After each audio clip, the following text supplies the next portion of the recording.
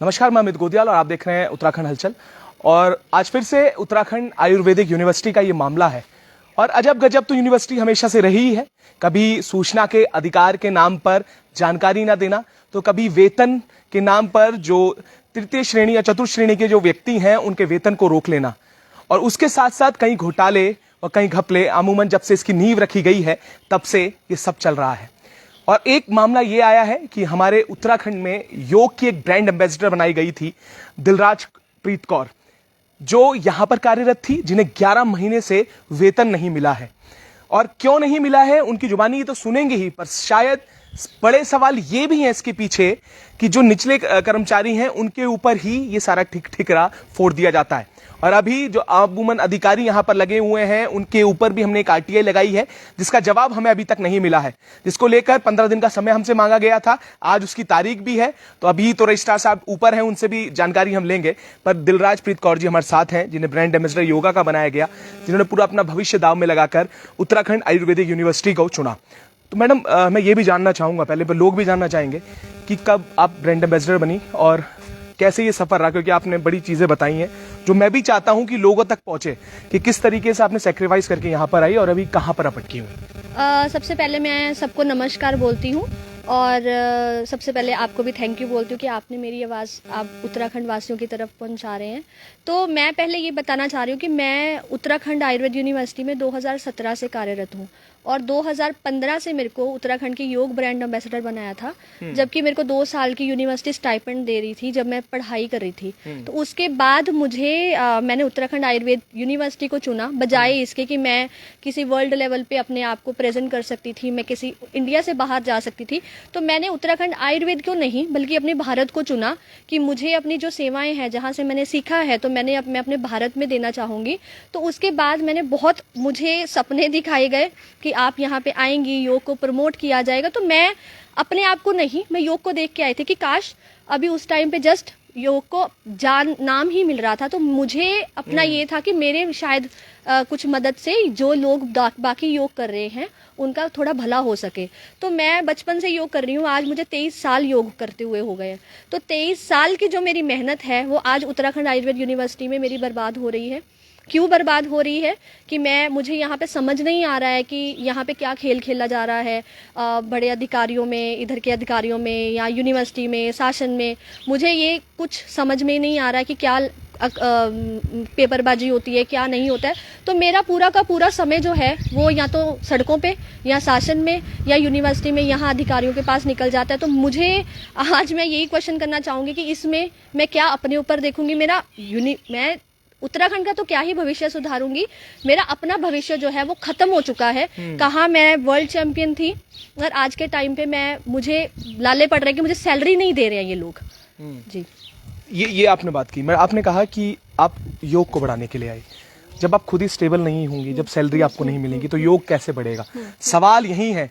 मैं वो सपनों की भी बात करना चाहता हूँ जो उस समय आपको दिखाए गए थे, क्योंकि आप पंजाब से हैं और जब ब्रांड एम्बेसडर बनी तो DVSS शायद आपका जो देव संस्कृति विश्वविद्यालय में आप थी, उस समय क्या सपने दिखाए गए थे और नौकरी के लिए यहाँ पर क्या हुआ, ये समझना बड़ा जरूरी है कि कोई भी व्यक्ति यहाँ पर क्यों आता है और उसे कैसे लाया जाता है, उसके बाद क्या होता है। वहां पर क्या हुआ, पहले वहां की बात जी, मेरी 2015 में 21 जून को मेरी परफॉर्मेंस थी और मैं अपनी उत्तराखंड में परेड ग्राउंड में, तो मेरी एक परफॉर्मेंस थी जिसको देख के हमारे यहाँ के उत्तराखंड सरकार ने मुझे on the spot brand ambassador घोषित किया था, मेरी परफॉर्मेंस देख के कि इसकी परफॉर्मेंस से लोगों को अपनी तरफ आकर्षित किया जाएगा और नए जो यूथ को है वो उसको योग की तरफ जोड़ा जाएगा। उसके बाद जब मैंने अपनी यूनिवर्सिटी में मैंने अपनी पढ़ाई को चुना कि मैं जब तक पढ़ लूंगी, पढ़ने के बाद मैं अच्छे से अपने आप को प्रेजेंट कर पाऊंगी। तो पढ़ने के बाद मैं आई यूनिवर्सिटी में और जिस तरह से मुझे यूनिवर्सिटी वालों ने ट्रीट किया कि उसके बाद जस्ट 2.5 साल तक मैंने पहले धक्के खा चुकी हूँ अपनी सैलरी को लेके।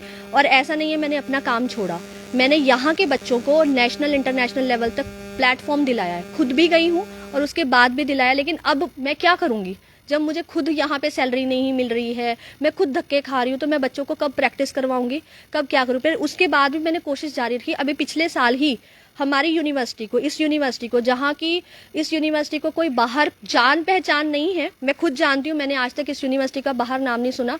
और आज के टाइम पे मैं इस यूनिवर्सिटी की टीम को, बॉयज़ और गर्ल्स की टीम को एक बहुत ही ऑल इंडिया यूनिवर्सिटी लेवल पे प्रेजेंट करने के लिए लेके गई थी, जहाँ पे हमारी यूनिवर्सिटी का 350 टीम्स में से पूरे ऑल ओवर यूनिवर्सिटीज में 40वां रैंक आया। और मेरा यही सपना था कि मैं इस यूनिवर्सिटी को टॉप पे लेके आऊं, और हमने पहली बार वहां पे पार्टिसिपेट करा था। तो यहाँ टॉप पे मैं थी और मेरे को इन्होंने बिल्कुल नीचे गिरा दिया। और अब मैं सोच रही थी कि यहाँ के बच्चों को एक प्लेटफॉर्म दिया जाए, लेकिन इन लोगों ने मेरे से मेरा ही प्लेटफॉर्म छीनने पे लग गए। तो 11 महीने से सैलरी नहीं मिली है जी। तो बात तो हुई होगी, शासन में भी गए होंगे आप, यूनिवर्सिटी स्तर पे भी बात हुई होगी, वीसी साहब से, रजिस्ट्रार साहब से, उनका क्या कहना था इस पर? क्योंकि साहब इसमें ये भी नजर आता है कि आपने तो ठीक है जो किया, आपने वहाँ पंजाब से यहाँ आई, सरकार ने आपको कहा, यूनिवर्सिटी ने आपको कहा, आपने ये फैसला लिया, पर अभी जब आप ये सारी चीजें कर रही थी और एक्टिविटीज भी करा रही थी, टीचिंग भी करा रही थी, योग सिखा रही थी, उस दौरान पे कोई वार्ता हुई यहाँ पर? जी, यहाँ पे हमारे यहाँ से एक हर साल एक मेरा जाता है कि मेरा यहाँ पे जो है मेरे को दोबारा मेरा कार्यकाल जो है वो बढ़ाया जाए। लेकिन वो यहाँ से पिछले 1 साल पहले चला गया था, पिछली जनवरी को। लेकिन उसके बाद शासन से लेटर आ रहा है, इधर लेटर आ रहा है। मतलब मैं आपको ये बात सिर्फ साफ इतना ही बोलना चाहूंगी कि शासन और यूनिवर्सिटी में सिर्फ लेटरबाजी ही हो रही है, पेपरबाजी हो रही है। ये यहाँ से सवाल करते हैं, वो उधर से भेजते हैं, ये यहाँ से जवाब देते हैं, वो वहाँ से। अब मुझे नहीं पता है कि उसके बीच में मेन मुद्दा क्या है। मेन मुद्दा मैं ही हूँ और मुझे निकालना चाहते हैं, रखना चाहते हैं। लेकिन ये बात क्लियर है कि इतने साल बाद मैं अपना फ्यूचर दाव पे लगाने के बाद मैं तो यहाँ से नहीं हटना चाहूंगी। लेकिन उसके बाद अगर आप किसी के भविष्य के साथ खेल रहे हैं तो वो बहुत ही शर्मनाक बात है। चाहे वो यहाँ से बड़े अधिकारी हों, चाहे छोटे हों, जो भी हों, आप किसी लड़की के साथ एक ऐसा भविष्य से खेल कर रहे हैं। मुश्किल से लड़कियां एक लेवल पे आती हैं, बहुत स्ट्रगल होता है एक लेवल पे आने के लिए, फैमिली स्ट्रगल, सोसाइटी स्ट्रगल, उसके बाद आप एक जॉब में आते हो, उसके बाद तुम्हारे अधिकारियों का स्ट्रगल है ना। तो वही स्ट्रगल मैं आज के टाइम पे अपने अधिकारियों से झेल रही हूँ। गंदे शब्द, गंदी नजर, सब कुछ यहाँ पे चलता है। तो इस चीज की बहुत शर्मनाक बात है कि अगर किसी से अगर पूछने जाओ कि सैलरी नहीं मिल रही है तो आगे से हमें जवाब दिया जाता है कि तुम्हें जरूरत क्या है, तुम तो कहीं पे भी आओ, तुम्हें तो कोई भी पैसे दे देगा। तो क्या हम लोग भिखारी हैं? काम करने वाले हैं, काम करते हैं, मेहनत करिए। इतने लेवल तक आया है कोई इंसान। ये शब्द जो है वो ऐसे प्रयोग होते हैं। बिल्कुल, ये शब्द उस प्रदेश में जहाँ पर जिसे देवभूमि कहा जाता है, इस तरीके के शब्द हैं। और ये क्या किस और इशारा करते हैं, ये सब समझते हैं इस बात को। और बहुत दुखद बात है ये। अगर किसी को बोल दिया जाए हम तुम्हारा काम कर देंगे, उसके बदले हमें क्या मिलेगा? तो मिठाई की बात की जाती है कि हम कुछ भी, कोई बंदा कोई काम करेगा तो हम उसको खुशी के बदले मिठाई देते हैं। लेकिन वो तो यहाँ से ये बातें होती हैं, मिठाई तो हम भी खरीद के खा सकते हैं। तुम बताओ, तुम अच्छी हो, तुम समझदार हो, तुम बड़ी हो चुकी हो, बताओ तुम क्या दे सकते हो? तो आगे से ये चीजें अपनी फाइल उठाओ, पेपर उठाओ और बाहर निकलो, यही काम हो सकता है। तो मैं बहुत ज्यादा फ्रस्ट्रेट हो चुकी हूँ, क्योंकि 2.5 साल तक मैंने पहले लड़ाई लड़ी है, आज मैं फिर से लड़ रही हूँ। मेरा फ्यूचर, मेरे पेरेंट्स, मेरे फादर नहीं है और मेरी मदर सिंगल मदर है। मेरे घर वाले मुझसे परेशान हो रखे हैं, क्योंकि एक टाइम होता है, एक लेवल होता है, किसी ने एक स्ट्रगल करके एक फ्यूचर बनाया होता। तो उत्तराखंड सरकार ने, मैं नहीं बोलूंगी कांग्रेस बीजेपी, मैं नहीं जानती, बिल्कुल मैं नहीं जानती हूँ कि कौन है। मैं जानती हूँ मैंने योग किया, मैंने उत्तराखंड के लिए करा ना। मैं पंजाब से नहीं हूँ, मैं पढ़ने आई थी, मुझे नौकरी उत्तराखंड ने दी, तो मैं उत्तराखंड की हूँ। तो बस मैं यही कहना चाहूंगी कि बहुत ही शर्मनाक हरकतें होती हैं कि किसी एक लड़की को सड़कों पे घूमना पड़ रहा है, पूरा 10-10 घंटे तुम 5-5, 6-6 घंटे तुम लाइन में लगे रहते हो एक अधिकारी को मिलने के लिए। तो मैंने मुख्यमंत्री जी से मिलने के लिए बहुत ही कोशिश कर ली है, लेकिन मुख्यमंत्री जी से मुझे मिलने नहीं दिया जा रहा है। तो मुझे इतना विश्वास है कि अगर मुख्यमंत्री जी के संज्ञान में ये बात जाएगी तो वो ज़रूर इस मुद्दे पे बात करेंगे, क्योंकि उन्होंने मेरी बहुत बार परफॉर्मेंस देखी है और उन्होंने स्पेशली अलग से इस बात के ऊपर बहुत बार चर्चा करी है कि इस लड़की ने बहुत बार मैंने परफॉर्मेंस करी और हर बार अलग से अप्रिशिएट किया है आके। तो अगर उनके संज्ञान में ये बात जाए तो मुझे लगता है कि बहुत जल्दी ये काम हो सकता है। ये जो चीज़ें हो रही थी, ये यूनिवर्सिटी स्तर पे थी या शासन स्तर पे थी, जो इस तरीके की बातें हुई या इस तरीके की आपने कहा, ये सच में हैरान करने वाली बात है। और ये सच में आंखें खोलने वाली बात है कि आपने कहा कि लड़के बड़ी स्ट्रगल करती हैं, बिल्कुल जायज़ सी बात है। आपने कहा कि वहाँ से आप आई, इतने योगा के बारे में आपने की, तो ये शासन स्तर पे या यूनिवर्सिटीज के अधिकारी थे, शासन के अधिकारी थे, इस तरीके की बात जिसने की थी? ये मैं पर्टिकुलर नाम तो नहीं ले सकती, नाम नहीं है, लेकिन मतलब बट ये बात मैं जरूर बोलूंगी, आप किसी से भी बात करो, ये अपनी मजबूरी, इसलिए मैं किसी को मजबूरी अपनी बताती ही नहीं हूँ। मैं बहुत वेल नोन फैमिली से हूँ, मेरी फैमिली में बहुत अच्छे सब अपने गवर्नमेंट जॉब्स में हैं। ये मेरा स्ट्रगल है कि मुझे मेरी चीज चाहिए। तो अगर कोई इंसान, अब मैं यहाँ पे एक औरत की मजबूरी बताती हूँ कि मैं अपने बहुत अच्छे खानदान से हूँ, मैं अपनी मदर से पैसे ले रही हूँ, लेकिन अगर कोई फीमेल अपनी बच्चे को पाल रहा है, उसके साथ ये चीजें होती हैं, तो मजबूरी में वो लड़की को, वो औरत को वो काम करने पड़ते हैं जिसके लिए उसको मजबूर किया जाता है। तो मैं इतना बोल सकती हूँ कि हाँ, मजबूरी हर किसी की होती है, लेकिन फायदा उठाने के लिए कोई भी मिल सकता है। महिला सशक्तिकरण की बात हो रही है, बहुत बड़ी बात है और मुझे बड़ी हैरानी भी हो रही है इन शब्दों को जो आपने कहा। और अमूमन ये सोसाइटी की हकीकत भी शायद है जो हम नहीं देख पाते, और ऐसी हकीकत जो शायद आपने बड़ी अच्छे से झेली है ये चीजें। महिला सशक्तिकरण की बात हो रही है और नेशनल लेवल पे बात हो रही है, यहाँ बात हो रही है कि महिला कैसे सशक्त बने। तो क्या इन हालातों में बन पाएगी जिस तरीके से? कभी नहीं बन पाएगी। एक फीमेल को बहुत सारी बातें करते हैं, 8 मार्च को वुमेन डे सेलिब्रेट करते हैं, लेकिन क्या फायदा उस वुमेन्स डे को सेलिब्रेट करने का? एक दिन तुम वुमेन्स डे सेलिब्रेट करते हो, उसके बाद तुम पूरा टाइम, पूरे साल 364 डेज आप उस फीमेल को कोसते हो, उस फीमेल को पागल कर देते हो, उस फीमेल को हर चीज में स्ट्रगल दिखाते हो। ऑलरेडी उसने बहुत स्ट्रगल किए होते हैं, अपनी फैमिली से वो बहुत मुश्किल से निकली होती है, और आज के टाइम पे फीमेल्स आगे हैं, लेकिन यही सब झेल के आगे हैं कि हाँ भाई, हम लोगों ने इस चीज़ की तरफ ध्यान नहीं देना। तो आज के टाइम पे फैमिलीज भी बहुत सपोर्टिव हो गई हैं, तो जो फैमिली सपोर्ट करने लग गई हैं, तो शायद कुछ फीमेल्स इस जंगल में आ भी जाती हैं जहां से फैमिली की सपोर्ट नहीं मिलती है। लेकिन मेरा इतना किस्मत मेरी अच्छी है कि मैं बहुत अच्छी फैमिली से हूँ, और मेरी फैमिली में मेरे फैमिली हर टाइम पे मेरे साथ रही। तो शायद इस वजह से मैं आज भी आपके सामने स्ट्रांगली खड़ी हूँ, बात कर रही हूँ। 11 महीने से सैलरी नहीं मिली, बट आज के भी टाइम पे मैं ये बोलूंगी कि हाँ, मैं 11 महीना की सैलरी के बिना मरूंगी नहीं, बट हाँ, मेरा हक है और मैं लूंगी। ये है।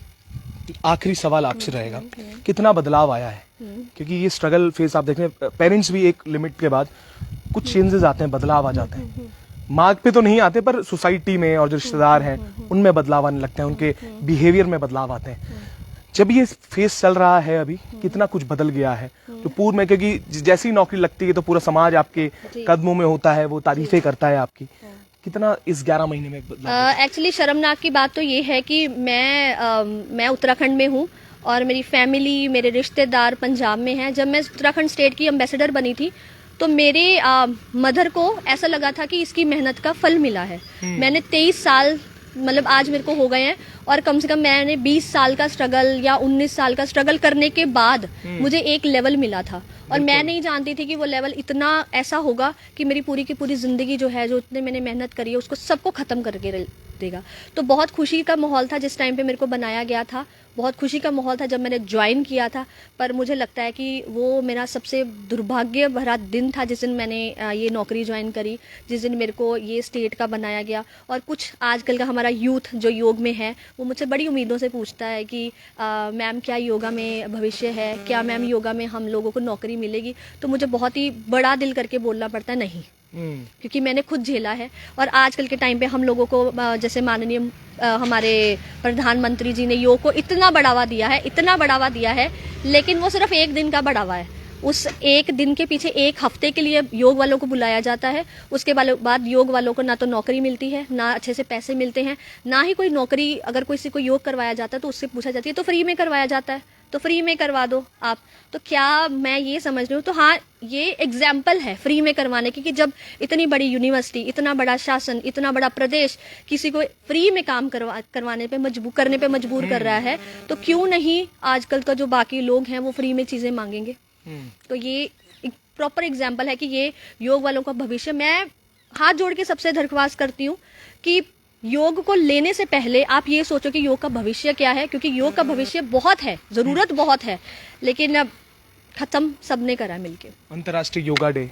और दूसरी चीज, सबसे बड़ी बात, मैं फेसबुक, सोशल मीडिया आपकी चेक कर रहा था, तो एक आपने पीछे एक न्यूज़पेपर की कटिंग लगाई है, शायद इसमें आपकी माताजी और आप हैं, तो उसमें कुछ ऐसी शब्द लिखे हुए थे, मुझे थोड़ा सा ऐसी चीज है आपकी शायद फेसबुक में, So, माता जी और आपकी कुछ वैसी मेहनत की कुछ वर्ड्स हैं। जी जी जी मतलब ये लिखा हुआ है कि बेटी नहीं माँ ही है ब्रांड एम्बेसडर। तो ये वो मेरे उस टाइम की लाइंस हैं, जबकि मैं आज मेरे नोन्स मेरी फैमिली सब जानते हैं कि मैं 4 साल की थी जब मेरे फादर एक्सपायर हो गए। तो उसके बाद एक सिंगल मदर ने कैसे बच्चों को रेज किया होगा, कैसे बच्चों को मेहनत करवाई होगी, कहाँ तक बच्चे को पहुंचाया कि वो एक प्रदेश का एम्बेसडर बन गया।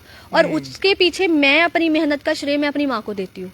तो आज के टाइम पे पर ये बात है कि जो मैं स्ट्रगल कर रही हूँ, मुझे शर्म आती है मैं अपनी माँ से जब पैसे मांगती हूँ इस एज में आके कि मेरी माँ का स्ट्रगल तो खत्म हो गया था, आज मेरा टाइम था उनका देखभाल करना, आज मेरा टाइम था कि उनको हर एक खुशी दिलाना जो उन्होंने स्ट्रगल करा था। लेकिन आज के टाइम पे मैं मेरे खुद हाथ बंधे हुए हैं कि मैं उनकी खुशी पूरी नहीं कर पा रही हूँ इतनी मेहनत के बाद भी। तो मेहनत वेस्ट है, सारी मेहनत वेस्ट है इस टाइम पे।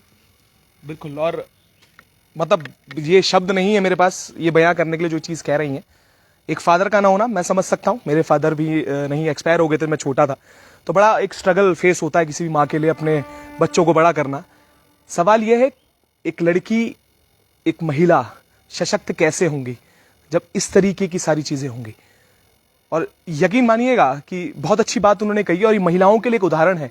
उन्होंने कहा हो सकता था कॉम्प्रोमाइज हो जाते हैं, आपने कहा अगर कोई कॉम्प्रोमाइज उसमें औरत को गलत ठहरा दिया जाता है, और लेकिन कॉम्प्रोमाइज करवाने वाले जो होते हैं वो हमारे बड़े अधिकारी ये सभी होते हैं।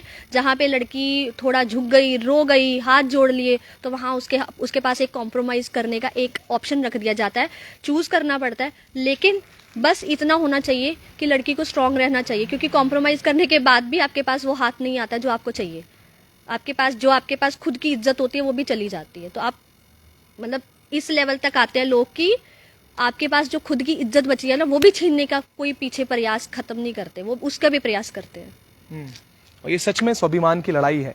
ये सच में लड़ाई वो है कि इस यूनिवर्सिटी ने भ्रष्टाचार और कई में अपना एक रिकॉर्ड बनाए हैं, पर ये जो रिकॉर्ड है ना ये बता रहा है कि किस तरीके से एक महिला को सशक्त करने की बजाय उसे वहां खड़ा कर दिया जहां उसका भविष्य अब अंधेर में नजर आता है। तो हम भी देखेंगे कि आखिर कब तक ये चलता रहेगा और इस पूरे मामले पर नजर बनाए हुए हैं। ये लड़ाई कहां तक लड़नी है भ्रष्टाचार और ये तमाम के खिलाफ, ये तो लड़ ही रहे हैं आरटीआई के माध्यम से जो इस यूनिवर्सिटी देने के लिए तैयार नहीं है। पर अब कोर्ट में भी जाना पड़े तो वो भी अब हमारा नेक्स्ट स्टेप रहेगा। पर ये लड़ाई एक महिला और ये पूरे जो स्टाफ यहाँ पर है उनके लिए हम अपनी खबर के माध्यम से लड़ते रहेंगे। ऐसे ही जुड़े रहिएगा और देखते रहिएगा उत्तराखंड हलचल।